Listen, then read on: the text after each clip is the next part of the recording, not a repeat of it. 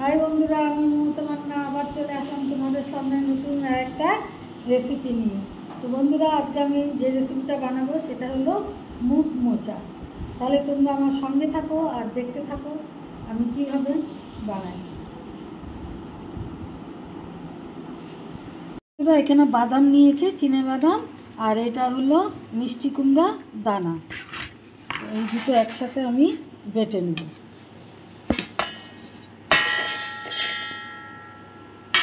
দুটো একসাথে আমি বেটে নেব। আর এই দিকে আমি মুগ ডাল তেল ছাড়া ভেজে নিচ্ছি।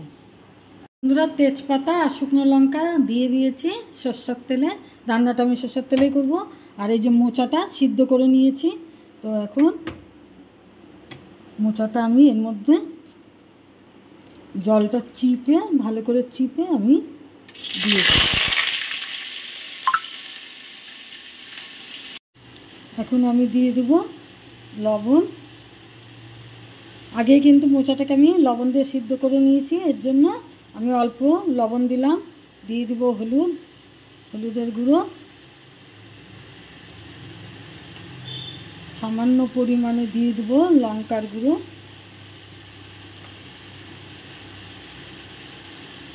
আর জিরে পাউডার দিয়ে আমি ভালো করে কষিয়ে নেব। এর সাথে আমি দিয়ে দেবো আদা।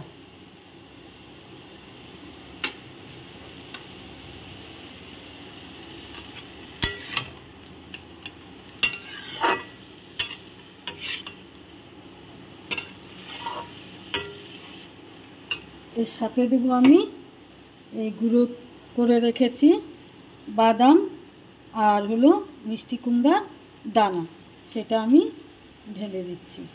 এটা কিন্তু বন্ধুরা আমি কাঁচায় গুঁড়ো করেছি। দিয়ে এখন এগুলো দিয়ে আমি ভালো মতো কষিয়ে নেব। এবার আমি দিয়ে দেব ভেজে রাখা মুগ ডালগুলো, এর মধ্যে আমি ছড়িয়ে দিচ্ছি। ছড়িয়ে দিলাম। তো এবার আমি চিনিটা এর উপরে দিয়ে দেব।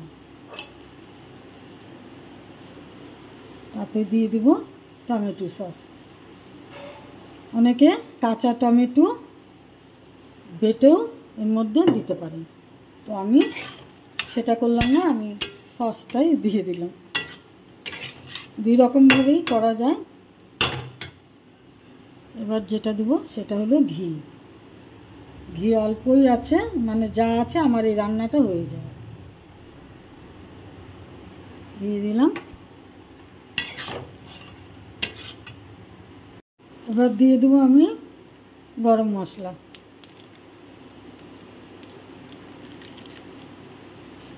দিয়ে আমি নেড়ে নেব।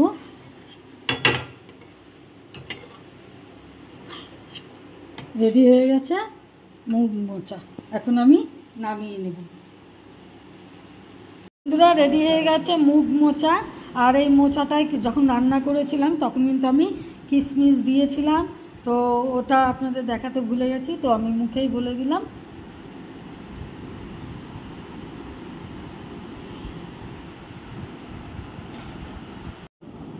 বন্ধুরা, আমার এই রেসিপিটা যদি আপনাদের ভালো লেগে থাকে তাহলে প্লিজ লাইক, শেয়ার, কমেন্ট করবেন আর সাবস্ক্রাইব করে আমার চ্যানেলটার পাশে থাকবেন। রেসিপিটার নাম হলো মুগ মোচা।